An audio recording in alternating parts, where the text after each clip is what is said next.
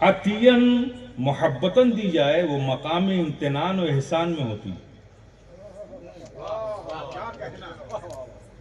وہ مقام احسان میں امتنان میں ہوتی ہے۔ تو اے محبوب، ہم نے آپ کو کوثر عطا کیا، ذراہ محبت دیا، تحفتاً دیا۔ اب جاننا ہوگا کہ یہ کوثر ہے کیا، جس کو رب اپنے محبوب کو عطیاً دے رہا ہو، تحفتاً دے رہا ہو، ازراہ محبت دے رہا ہو، احسان کے ساتھ دے رہا ہو۔ یہ کوثر ہے کیا؟ جب تفسیر کی کتابیں ہم نے اٹھا کر دیکھی تو مختلف مفسرین نے تفسیر کی کوثر کی مختلف تفسیریں کی ہیں، مختلف معنی بتایا۔ مشہور ہے حوض کوثر، کوثر سے مراد حوض کوثر۔ کسی نے کہا کوثر سے مراد جنت کی نیچے بہتی ہوئی نہریں، کسی نے کہا کوثر سے مراد دین، کسی سے نے کہا کوثر سے مراد اطرت، کسی نے کہا کوثر سے مراد کتاب۔ یہ مختلف معنی مفسرین نے کوثر کے کیے ہیں، اور یہ سب حق ہے، یہ سب حق ہیں۔ لیکن آپ سب اہل محبت بھی ہیں اور خانقاہی بھی ہیں، تو میں آج اسی آپ کو ٹریک پہ لے چلتا ہوں۔ جب یہ سارے معنی جو مفسرین نے کیے ایک عارف کے پاس پہنچے اور کسی نے ان سے پوچھا کہ حضور یہ کوثر کے مختلف معنی مفسرین نے بیان کیے ہیں، آپ کی کیا رائے ہے اس بارے میں؟ تو انہوں نے فرمایا جو معنی بیان کی وہ سب حق ہیں، صحیح ہے، وہ سب حق ہے، صحیح ہے، لیکن اس میں کوئی ایک معنی ایسا نہیں ہے جو پورے کوثر کا مدلول اتم بن سکے، پورے کوثر کی ترجمانی کر سکے، کوئی ایک معنی ایسا نہیں ہے۔ کہا ذرا مجھے بتاؤ، مقام احسان تو تب ہوگا نا کہ جو چیز اللہ نے اپنے محبوب کو ہی دی ہو، کسی اور کو نہ دی ہو۔ اولادیں اوروں کو بھی دی، کتاب اوروں کو بھی دیا، دین اوروں کو بھی دیا، اور عارف فرماتے ہیں کہ اللہ اپنے محبوب کو احسان جتا کر دے اور حوض کوثر۔ وہ آپ کی مسجد میں بھی حوض ہوتا ہے نا، وہ پوری مسجد تو نہیں ہوتا نا، مسجد کا ایک چھوٹا سا ٹکڑا ہوتا ہے نا۔ تو اللہ عطیاً دے، تحفتاً دے، مقام احسان و امتنان میں دے، اور جنت کا ایک چھوٹا سا ٹکڑا دے۔ وہی رب یہ فرمائے کہ وَلَمَنْ خَافَ مَقَامَ رَبِّهِ جَنَّتَانِ، جو اپنے رب کی بارگاہ میں کھڑا ہونے سے ڈرا اسے دو جنت۔ خائف رب کو پوری کی پوری دو جنت، اور محبوب کو احسان کے ساتھ جنت کا چھوٹا سا ٹکڑا، جنت کا چھوٹا سا ٹکڑا۔ تو عارف نے فرمایا کہ یہ سب معنی حق ہیں جو مفسرین نے کیا، لیکن اس میں کوئی معنی ایک ایسا نہیں ہے جو پورے کوثر کی ترجمانی کر سکے، مدلول اتم بن سکے۔ تو کہا حضرات پھر آپ ہی بتا دیجئے، پھر آپ ہی بتا دیجئے کیا معنی مراد ہے کوثر کا۔ کہا کوثر کا تو وہ معنی ہونا چاہیے چونکہ مقام امتنان احسان ہے نا، کہ اللہ نے وہ چیز دی ہو اپنے محبوب کو جو کسی کو نہ دی ہو، تب احسان پایا جائے گا۔ اگر وہ سب کو دی ہے تو پھر احسان کیا؟ تو کہا حضرت معنی کیا ہوگا؟ کہا لفظ کوثر پہ غور کرو، کہا لفظ کوثر پہ توجہ دو۔ کوثر جوہر، جیسے جوہر ویسے کوثر، سب سے زیادہ چمکنے والی چیز کو کیا کہتے ہیں؟ جوہر۔ اور کوثر انتہائی کثرت کو کوثر کہتے ہیں۔ انتہائی کثرت کو کوثر کہتے ہیں، جہاں ساری کثرتیں جا کر منتہی ہو جائیں۔ عظمت کی کثرت، بلندی کی کثرت، رفعت کی کثرت، مالکیت کی کثرت، ملکیت کی کثرت، قدرت کی کثرت، اختیار کی کثرت، کمال کی کثرت، عروج کی کثرت، بلندی کی کثرت، یہاں ساری کثرتیں جا کر منتہی ہو جائیں، وہ ہے انتہائی کثرت۔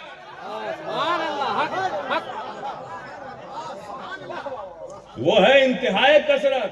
اور جو کسی شے کی انتہا ہوتی ہے نا، وہ اس سے خارج ہوتی ہے۔ اگر وہ اس میں ہو تو وہ بھی اسی کا حصہ بن جائے گا۔ انتہائی کثرت جو کسی کی انتہا ہوتی ہے اس شے سے خارج ہوتی ہے۔ تو جہاں ساری کثرتیں جا کر منتہی ہو جائیں، اس کے بعد کسی کی عقل میں یہ طاقت ہی نہ ہو کہ اس بلندی کا کوئی گمان کر سکے، وہ ہے انتہائی کثرت۔ وہ ہے انتہائی کثرت۔ جہاں ساری کثرتیں منتہی ہو جائیں وہ ہے انتہائی کثرت، اور وہ تو ہے وحدت۔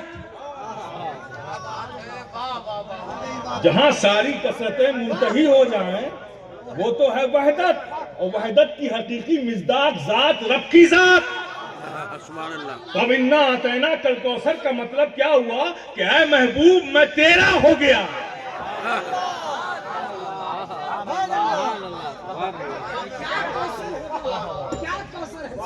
اے محبوب میں تیرا ہو گیا۔ اب یہ بات تو کسی اور سے رب نے نہیں کہی ہے۔ اے محبوب میں تیرا ہو گیا تو تو میرا ہو جا۔ اے محبوب میں تیرا ہو گیا، انا اعطیناک الکوثر۔ اے محبوب میں تیرا ہو گیا تو میرا ہو جا۔ کیسے؟ شکر ادا کر کے۔ شکر ادا کر کے تو میرا ہو جا۔ پہلا شکر کیسے ادا کر؟ نماز پڑھ، فصلی،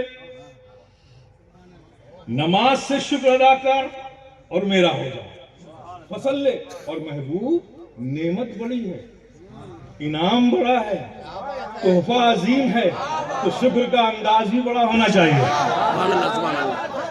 فصلی سے شکر کا انداز بھی بڑا ہونا چاہیے۔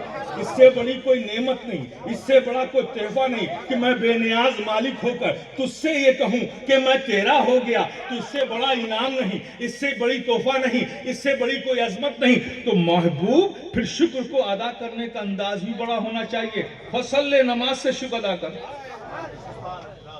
محبوب کھڑے ہو گئے، فصلی، نماز سے شکر ادا کرنے کے لیے محبوب کھڑے ہو گئے۔ کھڑے ہو گئے تو حالت کیا ہے؟ رات گزرتی جا رہی ہے، قیام کی حالت ختم نہیں ہو رہی ہے، تلاوت پہ تلاوت جاری ہے، محبوب قرآن کی آیت میں تلاوت میں مستغرق ہیں، رات گزرتی جا رہی ہے، رات گزرتی جا رہی ہے، قیام کی حالت قائم ہے، نبی قیام کی حالت میں تلاوت کرتے جا رہے ہیں۔ اللہ نے اپنے محبوب کو تلاوت قرآن میں اس قدر مستغرق دیکھا کہ رات گزرتی جا رہی ہے، محبوب کے پیروں میں بھرم آ گئی، بلایا جبریل کو، اے جبریل آؤ اور جاؤ میرے محبوب سے کہہ دو کہ اے محبوب اتنی دیر تک کھڑے رہا مت کرو، کچھ آرام بھی کر لیا کرو۔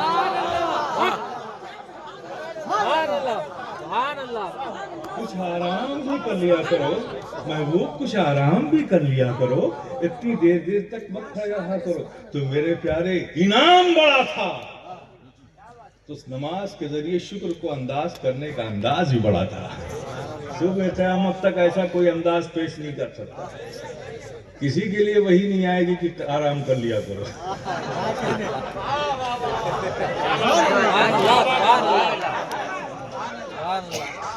انداز بڑا، انداز بڑا، تو شکر کا انداز بھی بڑا عظیم۔ پھر دوسری بات کیا کہی؟ نماز سے شکر ادا کر، اور وانحر، اور قربانی دے کے میرا شکر ادا کر اور میرا ہو جا۔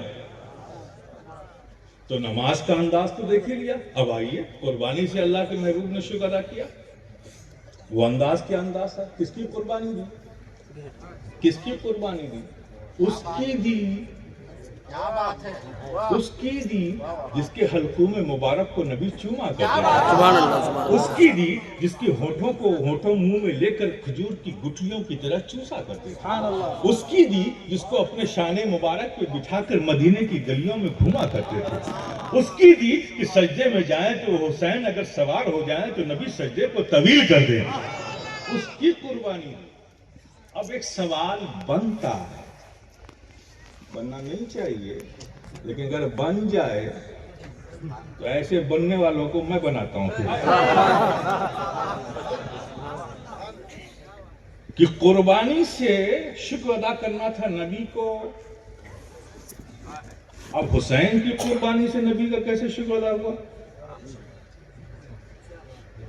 قربانی دیں حسین اور شکر ادا ہو نبی کا؟ تو ارے ظالم، مجھے یہ بتا دے، جب حضرت ابراہیم خلیل اللہ علیہ السلام نے خواب کی بنیاد پر اپنے بیٹے کو حضرت اسماعیل ذبیح اللہ کو قربان کرنے کے لیے لٹایا، چھری پھیری، کیا چھری اسماعیل ذبیح اللہ کی گردن پہ چلی؟ دمبے پہ چلی نا، تو وہاں کٹے دمبا اور کہلائے اسماعیل ذبیح اللہ۔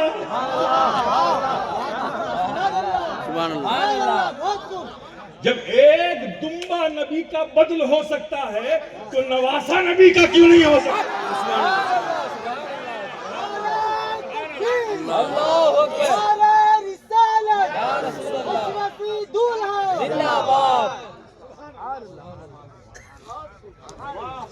تو ایسی قربانی دی میرے پیارے، ایسی قربانی دی کہ صبح قیامت تک کربلا میں جو حسین نے قربانی کا نذرانہ پیش کیا ہے اور شکر ادا کیا ہے رب کا، کوئی دے نہیں سکتا، اس کی بھی کوئی مثال نہیں مل سکتی۔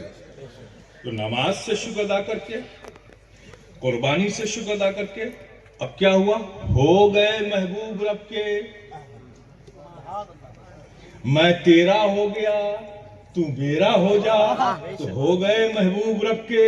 تو اعلان فرما دیا رب نے کہ میں تیرا ہو گیا، محبوب میرا ہو گیا۔ تو اب سن لو، ان شانئک ھو الابتر، جو آپ کی بارگاہ کا، آپ کی ذات کا گستاخ ہے، دشمن ہے، وہ کسی شمار میں نہیں ہے، وہ کسی گنتی ہی میں نہیں ہے، کسی گنتی ہی میں نہیں ہے۔ یہ تو ہو گیا ایک مختصر سی تفسیر۔ اب آپ کے ٹیسٹ کی بات کروں، آپ سب اہل محبت ہیں، اس بات کو ذہن میں رکھیے گا، میں تیرا ہو گیا، ذرا اس کے جلوے دیکھ لو میرے پیارے، میں تیرا ہو گیا، ذرا اس کے جلوے دیکھ لو، جلوے دیکھ لو۔ آپ مجھے بتاؤ، آپ کی دنیا میں کیا راہ و رسم ہے؟ یہی تو ہے نا کہ ہر چھوٹا اپنے بڑے کا پروٹوکال سکھاتا ہے، یہی تو ہے نا۔ آپ منتری جی سے ملنے جاؤ، سنتری جی سے ملنے جاؤ، کسی آفیسر سے ملنے جاؤ، تو اس کا جو سیکریٹری ہوگا نا، صوت النبی، اے جانے والوں، جا رہے ہو میرے محبوب کی بارگاہ میں، خیال رکھنا میری بارگاہ، میرے محبوب کی بارگاہ میں اپنی آواز کو بلند نہ کرنا۔